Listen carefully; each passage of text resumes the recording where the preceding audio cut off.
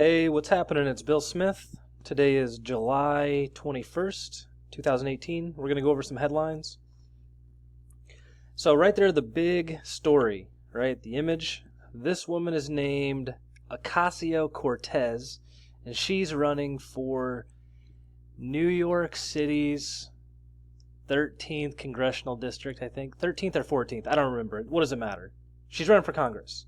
Okay, the crazy part is this chick was working in a burrito shop like 6 months ago, and then she started saying, "Hey, we should abolish ICE," and ended up beating like a 20-something year Democratic incumbent, like a really important guy. He was like head of the Democratic caucus, I think, in the House of Representatives. So she unseated like the number 1 or 2 Democrat in the House. This woman did, from a burrito shop. She raised like 1/10 the money. She ran on like $300,000. That's nothing. The other guy spent $3 million. He should have spent 10, honestly, because the Democrats got a problem now. This Ocasio Cortez has got to go because she's talking Bernie Sanders talking points, which is crazy because people wanted to elect Bernie, but only over Hillary Clinton. You get it? It's not like people really are calling for Bernie Sanders' positions. His positions are actually a problem, I think, to get him elected. They just really didn't want Hillary. And then they still had to rig it. So what happens now is they're going to talk about abolishing ICE. The whole big thing is they're saying, look, we don't think we'll ever succeed in abolishing ICE. They know it's a weak position. But today there's been a few articles talking about them trying to shift the Overton window. Now, if you don't know what the Overton window is, it's like what you can talk about in politics, essentially. It's whatever is going to get you elected. You know, it's the political conversation. But there's a box, one side of it being conservative, the other side of it being liberal, and I'm sure there's a top and a bottom if you wanted to get into it, but it just says like you can talk about these certain things. So they're trying to take a radical position far on the left, which is like, instead of a democracy, they're calling for an anarchy. So they're calling for an anarchy, hoping that they can move what we're talking about over more towards anarchy. You get it? So there's a website called the Daily Stormer, and I don't read the site. I just know about it, and I think it's a parody, and I think that it was so effective because it was a parody that's why it got kicked off the internet multiple times. I think you can still find it somewhere. But that guy he wrote a paper somewhere and he talked about wanting to shift the Overton window. He said, I chose all these positions on purpose. I don't believe in any of them. I think he was like, at one point he was engaged to 2 Muslim women in Indonesia or something at the same time and paid a dowry and something. I read about this for a while because I was curious. It's on Wikipedia if you want to check it out. But this guy said, look, I chose the very far side because I want to shift the conversation. And it worked. Like, I don't know how it works, but it did. But I think we're already really far left. So when you got Bernie Sanders and Ocasio Cortez and Congress is calling for open socialism, you know, that's going to be tough to defend in the election. So, I don't know. I think this chick ran mostly because she's not white. And Bernie's Jewish. Everybody knows that. So, I think non-white is the new Democratic flag, you know?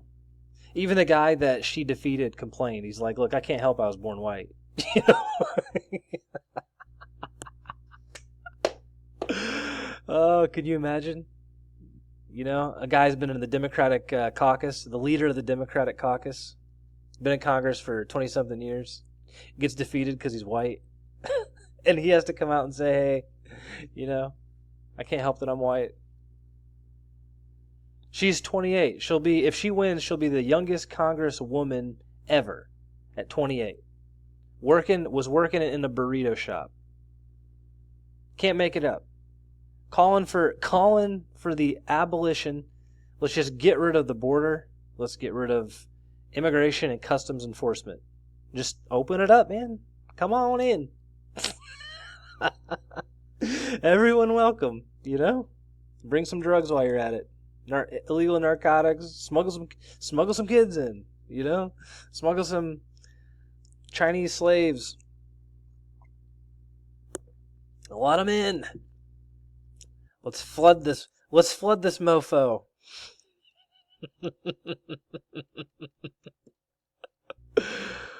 Oh, let's take a look at it. It's on the AP News, so it's not going to be that interesting.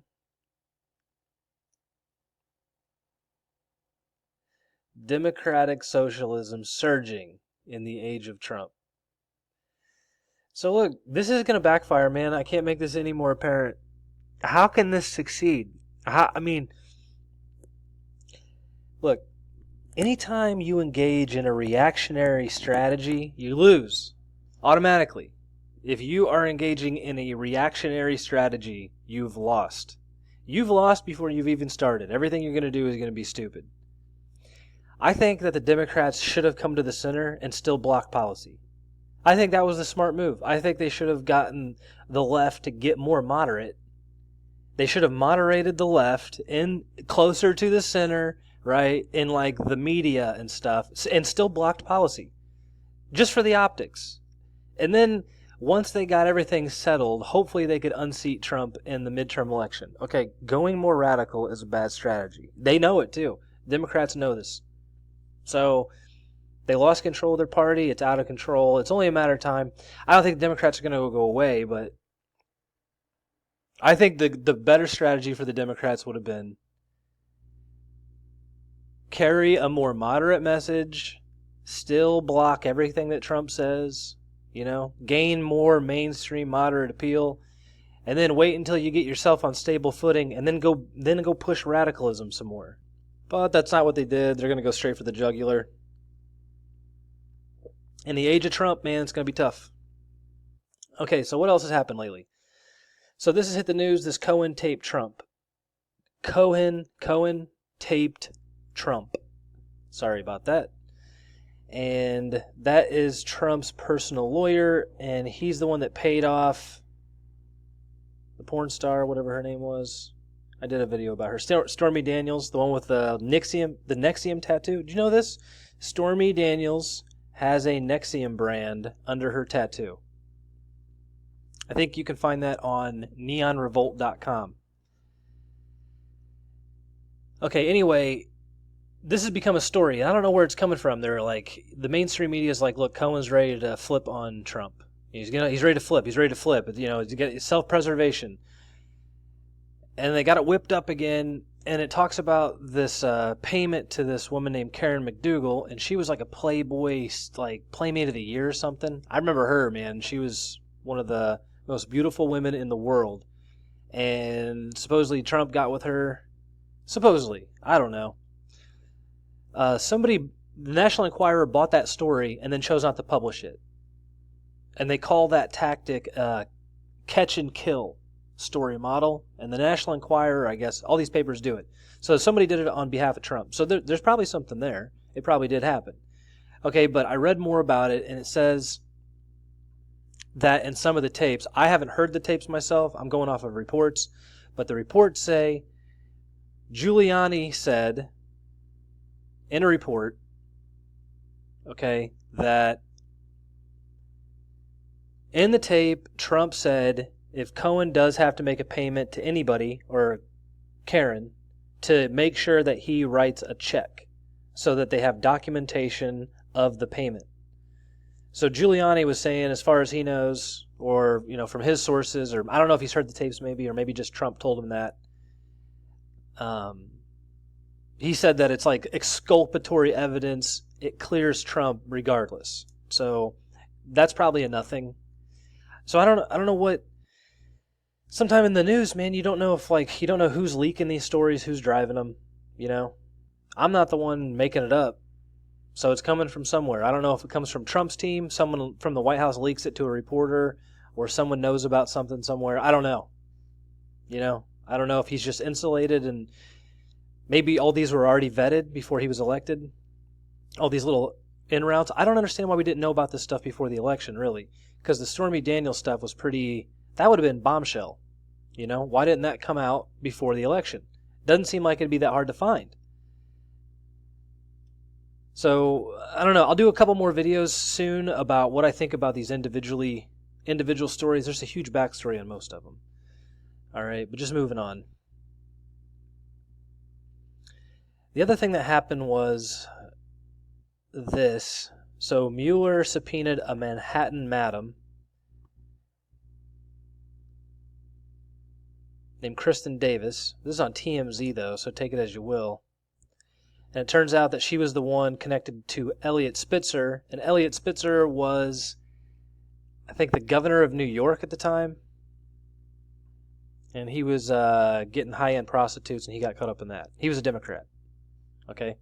So this Mueller investigation could now be going after other connections through that. And maybe that ends up with some more indictments. I think now we're up to like 42,000 sealed indictments. When are we going to see those things unsealed? When is that going to happen? I read that those indictments can stay sealed for years. I was going off of like 275 days, I think, but it could stay sealed for years. The 275 days, if you've heard about that is the trial date. So once they're arrested, then they have that long to get to trial. That's about 9 months, I guess, or 8 months. So keep an eye out for that, I guess. Okay, now, I didn't report on this yet. I haven't even really read about this too much. This comes back to the Manafort trial. Now, I covered the Manafort trial in like my very, very first video. Okay, so I have some background on this already. Okay, reading just the first sentence, though, it says, several prominent Democrats who once worked with Paul Manafort have been dragged into court filings ahead of his fraud trial. Most prominently, Ted Devine, the 63-year-old political consultant who ran Bernie Sanders' presidential campaign. So we got a connection from campaign chair Paul Manafort, or I'm not sure if he was the chair. But the QAnon posts say that Paul Manafort was a plant. So they may have just allowed him to operate. You know, he may have been trying to derail or hurt the Trump campaign all along. You know, per the Q post, plants need water. So I think Paul Manafort's a bad dude. I think that's why they went after him. That's why it looks really bad. But I think if that was a smart strategy during the election to insulate Trump from, looking bad during this investigation. I don't even know why this is happening still. I mean, the investigation could have ended so long ago. It turns out Peter Strzok's dad used to work for the CIA in Iran, and Peter Strzok was born and raised in Iran, in Africa, and only came to the United States when he was 12. Does that sound familiar? A la Barack Obama? I tell you this, like, if you're not born and raised in the United States, I'm not comfortable with you in high-level government as an appointee or elected official. But more about that later. It's interesting. It says the names appear on a list filed this week by U.S. Special Counsel Robert Mueller of documents he could show to the jury that would be selected next week in Alexandria, Virginia. Among the hundreds of exhibits are emails and memos between Manafort and several go-to political and advising strategists of the Democratic Party for 2 decades. 2 decades, including 3 others who also worked on Sanders' 2016 presidential bid. Okay, so deep ties to the Democratic Party from Trump's own campaign chair. Great. Okay, I want to squeeze one more thing in here. Let me go find it.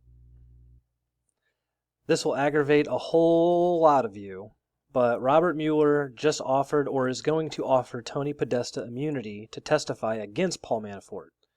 So this is breaking just a couple days ago. I'm sure you've heard about it already, but that would be very interesting. Now, the trial's set for July 25th, which is in 4 days. It's a limited immunity. So it just says that they can prosecute him on other stuff they find for other crimes. So it's not a blanket immunity. That's all I got for now. Until next time, this is Bill Smith. Thanks for watching.